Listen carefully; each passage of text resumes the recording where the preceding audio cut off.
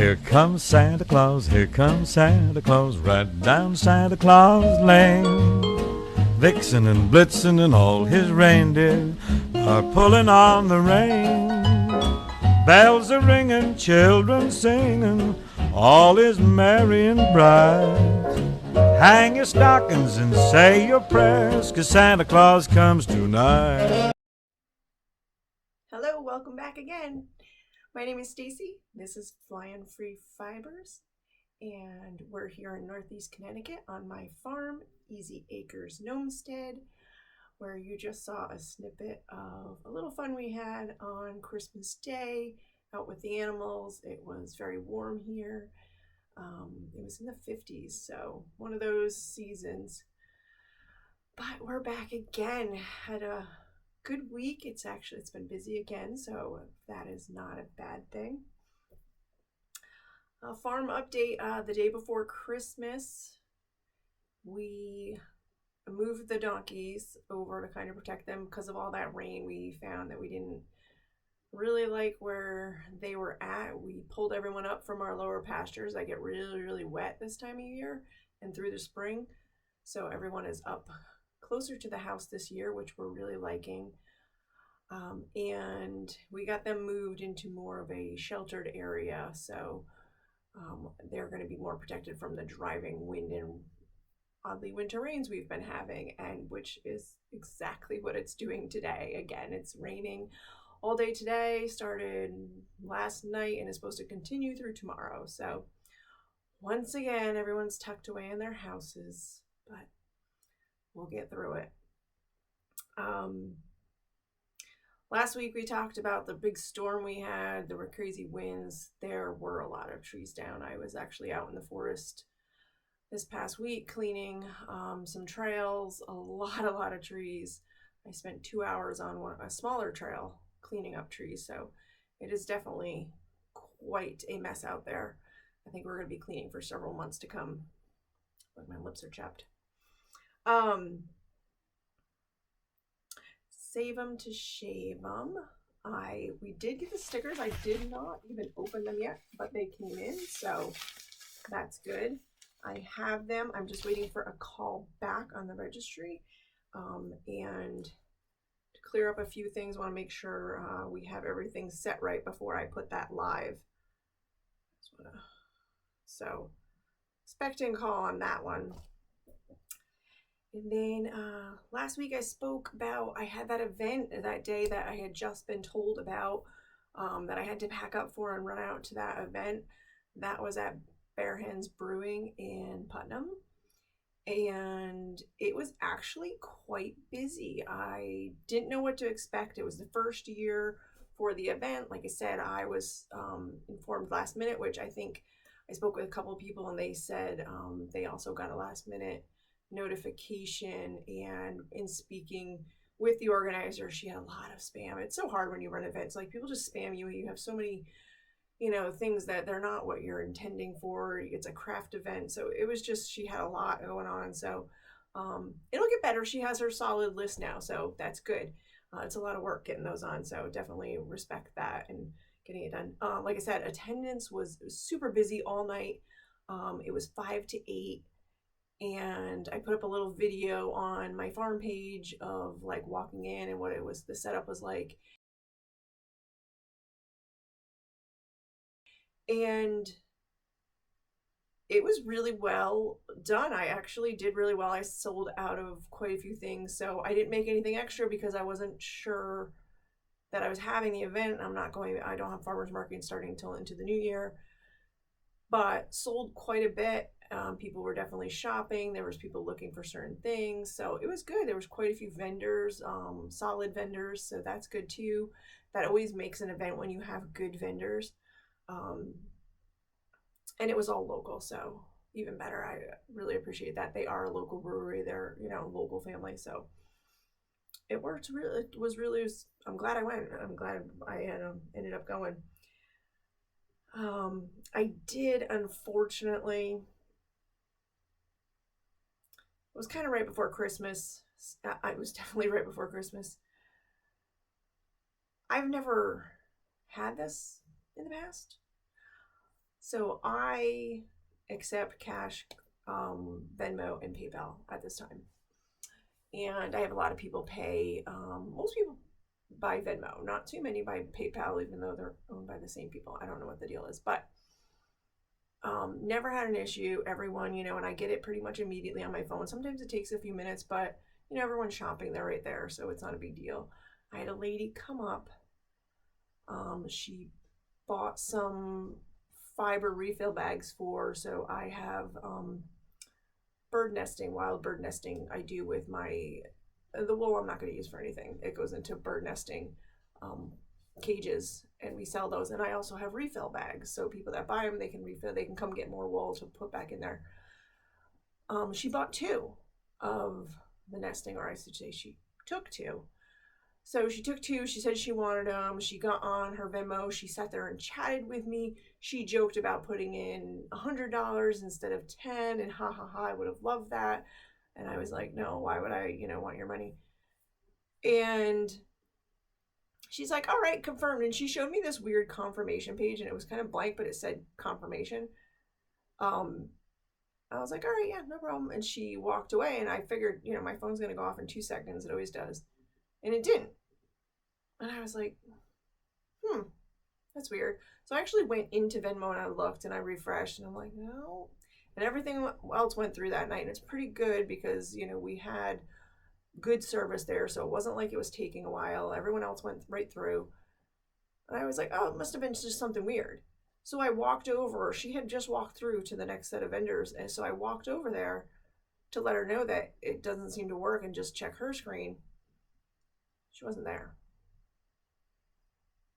I don't even think she stopped. She took them and she hightailed it, threw them up the stairs and out. So I was kind of a bummer. It's right before. It's only $10, and it's I don't want to say it's only $10. It's a small business. It supports my farm. It's right before Christmas. It just kind of it's more disheartening that someone would do that, especially for that. But you know what? If you need it that bad, whatever. So I've got more. But it would have kind of hurt my feelings more if it was something I spent the time making and creating, and then I would just wish that it went to someone that really needed it. But it was a little loss of faith there. That was kind of disheartening, but can't let that stuff bug us. Not too much. Just got to be more careful going forward, I guess. I don't know. I've never had that issue. So that was the one thing, but that's not on anyone. That's just on the person that did it. So I hope they're in a better place. Christmas was quiet. I don't know how everyone's was. We don't do much. But we made lasagna, ate. Not much. It was pretty quiet. So it was a nice day. I had a Christmas cast on, so I spent some time casting on. I'll show that in my whips. And I got the earwarmers done. Oh, I didn't even say what I was wearing. Let's go, because I'm looking at earwarmer. So this is my cashmere earwarmer. This was a gift to myself last Christmas. I had a gift card, and I went to a yarn shop I hadn't been to before, and I purchased this black cashmere. It is like, I believe it's like 87-90% cashmere. It is so soft. So incredibly difficult to see. And I had this pink cashmere left over actually from this project. This is I've showed this on here before. This is my Whispering Spirits shawl that I wove. It's with Bad Sheep yarn. This pink cashmere, which I don't remember who it's from. I think the gray is a merino as well, which I marled in, or maybe a cashmere. I don't even really remember. And then I had some of my hand spun that I put into it. So these little lines going up, the vertical lines are all these vertical lines are my hand spun that I put into it. So it's a pretty decent size little shawl wrap. But that's what the pink was left over from. I still have more actually. But that's what I'm wearing. So I finished my friend's earwarmers. I made 3. I'm saying a lot. Gave them to her. They came out great. I'll insert a picture here.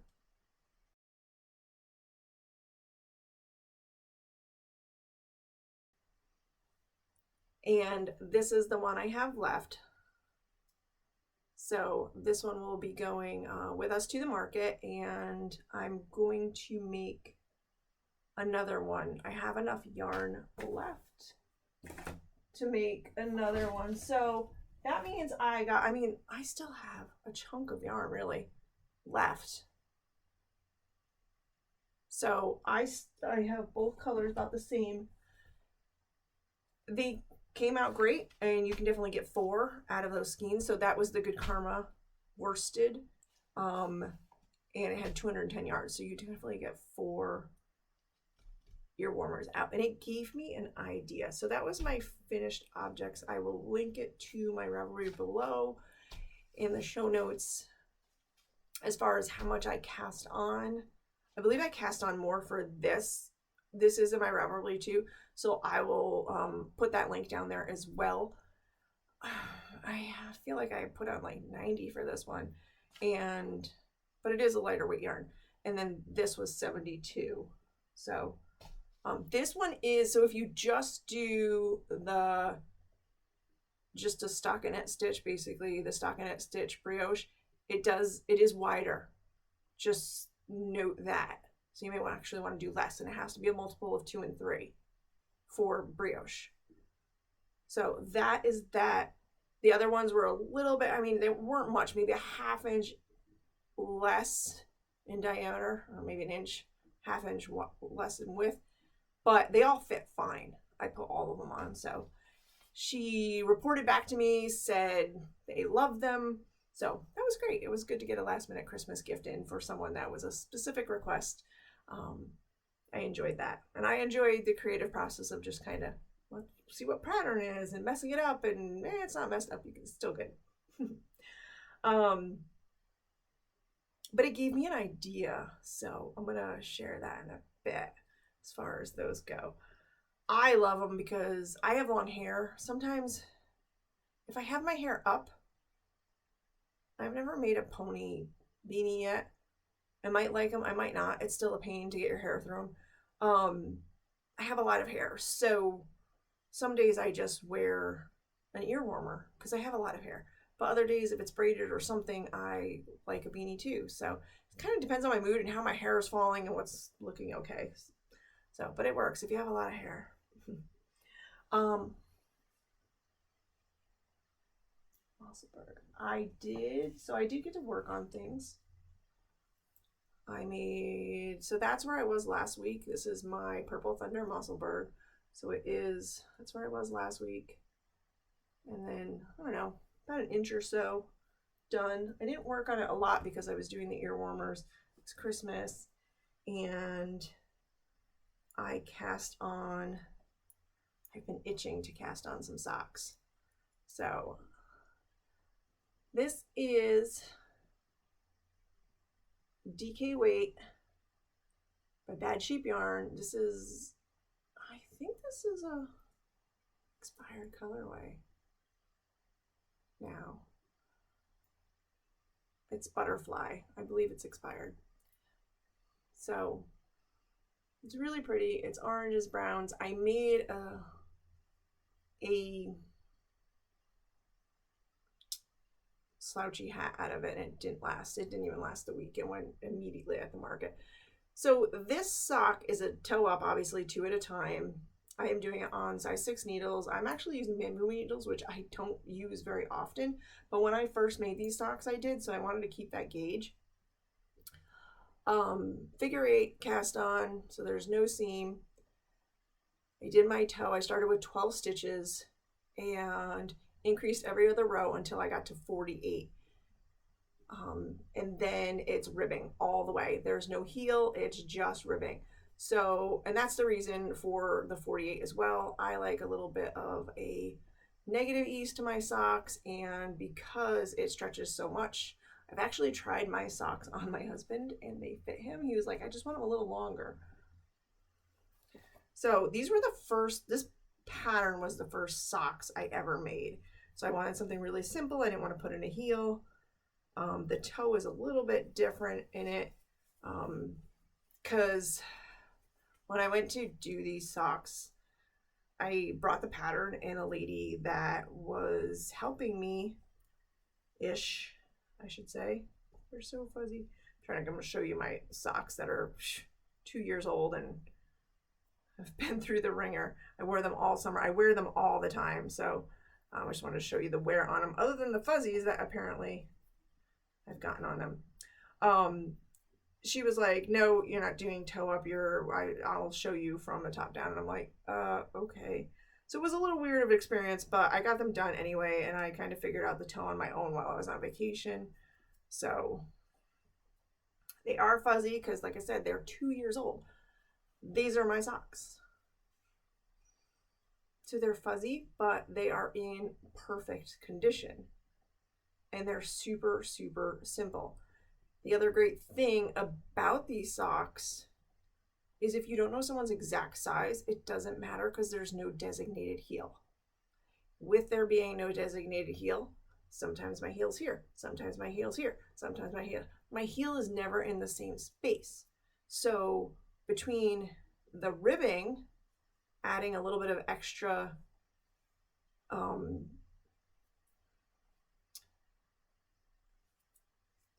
it doesn't wear as fast. I'm losing my words today. Durability. The ribbing adds a little bit of extra durability, but also you're never putting your foot in the same space, so you're not getting that constant, this is where you were, this is where you were, this is where you were, wear mark. So the heel hasn't worn out. So I have wool socks that I've had for less time that are commercially made that are worn. Like they're already starting to get holes in the heel. So I made this sock 2 years ago. It is going strong. Like I wear these socks constantly. They are in my regular rotation, get washed all the time. It is a super wash, so they have been through the washer and dryer. They've held up well. I now have so many that they all go into a soak and then they just get dried. So held up really well. Super, super simple. Do your toe, rib to your desired length. If you have, so this gave me this idea. While I was sitting there working on them, I was listening to a podcast, and a lady said she was making socks for someone in her family, and it was a kid. She's like, I hope I got the right size. I don't want to make the socks, and then they're not going to fit soon. And I didn't want to make them too small, and I didn't want to make them too big because then they can't wear them now. And I was like, oh, these are perfect for that because it will literally, especially if you make them longer, it will grow with the kid, and then their heel's just moving up. So if you don't know someone's exact size, these are great because 1, they stretch, and 2, it doesn't matter where the heel is. So just make them long. This is actually like a crew sock on me. So it's not small, but it's not super high. I would like to make these, I'm going to make these a little bit longer. So right now I am getting there. So we'll get there. But really, I love these socks. So I was like, I really need to cast another set on. So toe up, I do have, so the finished ones are in Ravelry, and I put notes in on these already. Check them out. Easy, super, super easy sock, especially if you just need like a quick gift knit or you're not sure of someone's size or growing kids. Perfect. Get some super wash and send them some socks. Oh, let's see what else I did. So I forgot to show this last week. It's almost like a whip that is just about finished. Could be an FO. I just have to do the duplicate stitching. So I had made a second, read this hat. Like I haven't even washed it, blocked it, or anything yet because I have to do the duplicate stitching on this sheep. But it is done. So this time I went with GCN. So this is the Gulf Coast Native Wool. And that white is my hand spun. So this time I reread it to GCN and I turned the sheep sideways. So it's GCN, sheep. So I wanted to do a different design. And this time the stripes aren't white. They are the color of the brim, which is the purple. Again, the twisted rib It's a German twisted cast on, twisted rib for 6 inches. And then I followed the pattern up, did my design in here. And so the only thing left I have on this is the duplicate stitching to put the black in the feet and the face. So this is almost done, but I haven't picked it back up to put the black into the, but this is where my idea came. So when I was making the ear warmers, I still have plenty of yarn, for more projects. So I was thinking, I made the 2 hats, 2 different designs, or the detailing, and then I may take those graphs and actually make ear warmers, make 2 different ear warmers. So I'm going to shrink the pattern to just the part here design. So that's 6 rows. There's 2 above it, 2 below it.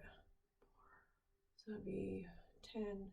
It'd be 14 rows. So it's going to need to be longer. So I will get the math as far as how long I want it to extend on each end before this. I'll play with it and figure out how I want to design it. But that's basically what it's going to be. It's going to be this design and my other one that says Gulf Coast Native all the way around, actually spells it out. I'm going to make those as ear warmers. So that's another option we have to help support our sheep. As I stated in the past, they are critically endangered breed, and we are a shave 'em to save 'em partner. So we are going to get that up. My call into them was before I make that live. I just had a couple of questions, so I make sure I hand out the passport stamps correctly. So that's my bright idea. I did have the test knit I went through. So that's the Rogue Ambitions test knit for the Hearth Side beanie that I shared last week. And that again will be in the show notes. I did a grammar edit on the pattern. It is a worsted weight hat with 3 colors. I've picked out a couple different ones. I'm not sure which one I'm going to go with yet, but I did do, the pattern editing part so far. Then I just need to pick it up and do it. So once I decide on my colors, I keep going back and forth. But that's the update on the test knit. I probably have them done next week. And then I had another idea. It's been a week of thinking things with talking about bringing our sheepskins up to the tannery. 9 months is a long time. So I decided to do some research on tanning.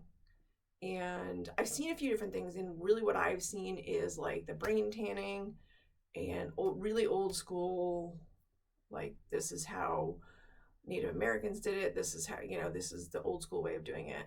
But I found some other ways of doing it, with it not being deer skin and taking off all the hair and all that. There are a few different processes you can do. So I found one I think I like. I've actually looked into quite a few, and I think I'm going to mix a couple of them to get the effects that I want. But I asked a friend for a deer skin if he gets another one. I'm going to practice on that before I grab one of our sheepskins from downstairs and try it on one of those myself. But it looks like not too bad of a process. I also looked into, they call it vegan rugs. So basically what that is, it's getting dark out already. So vegan rugs are, or they call them live rugs. So it's taking, at shearing time, your fleece comes off, depending on your sheep and your shearer and how good everything is, comes off basically in one piece. So what you can do, there's a process for getting the back end to felt and making that a rug without like the skin. we end up with sheepskins. We ended up with one from our ram who wasn't so nice and wasn't safe. So unfortunately, he went to freezer camp. It's a part of farming.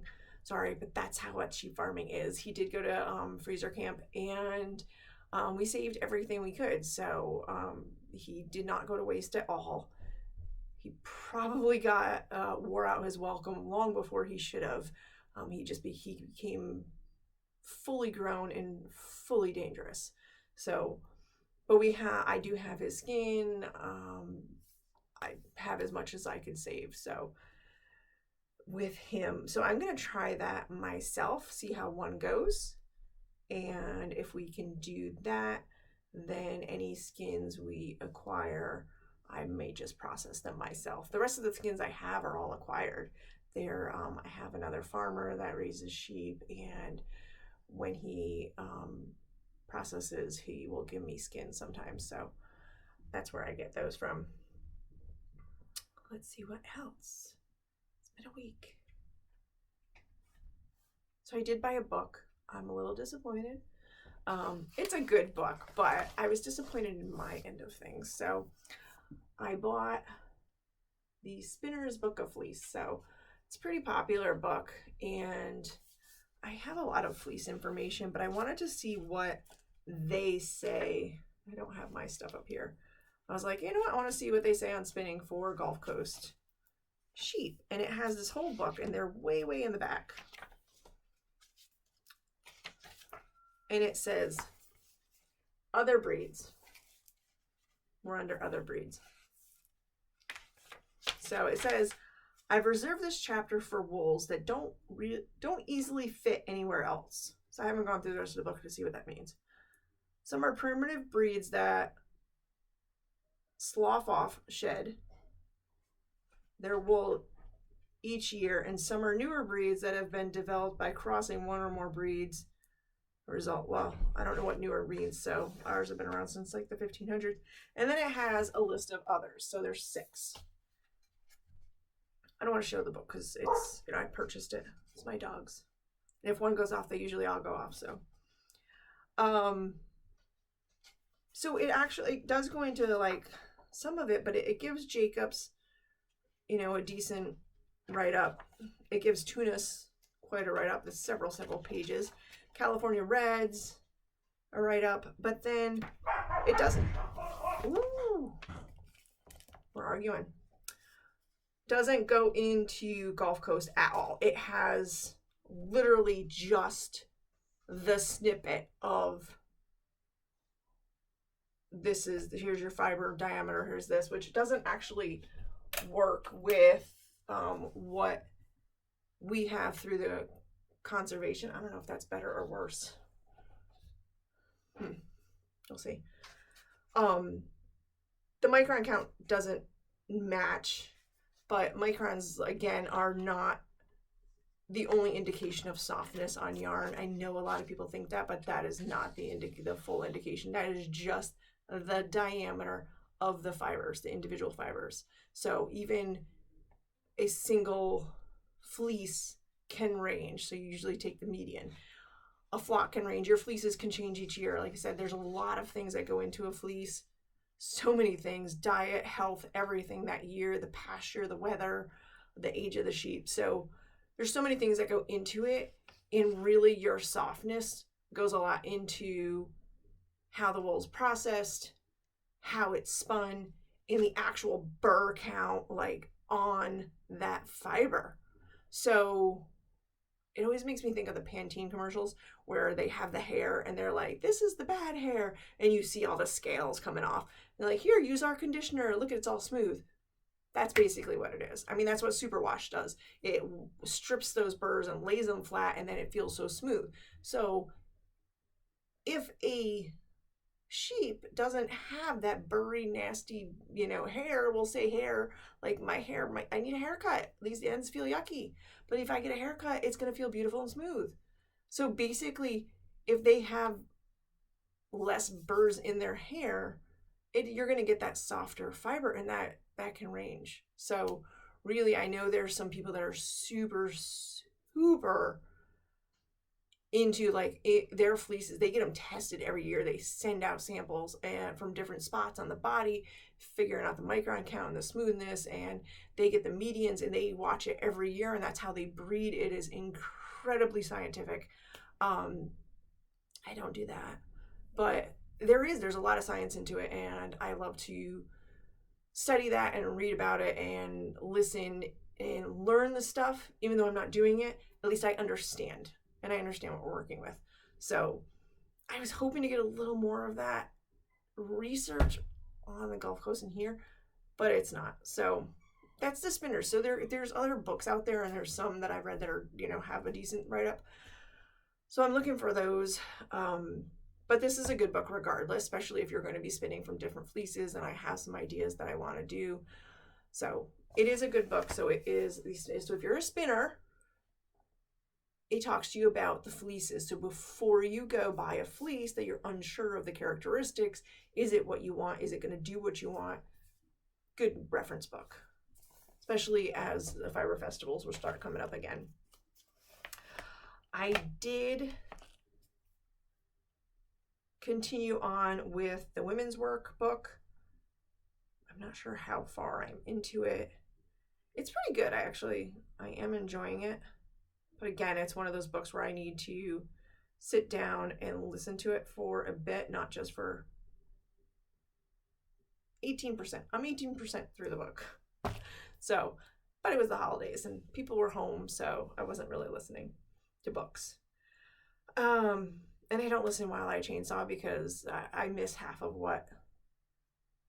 When I'm out doing other work, I will. But if I'm running any machinery and I can't really hear and I'm missing parts, I might be missing something good. So I don't want to do that. I just listen to music.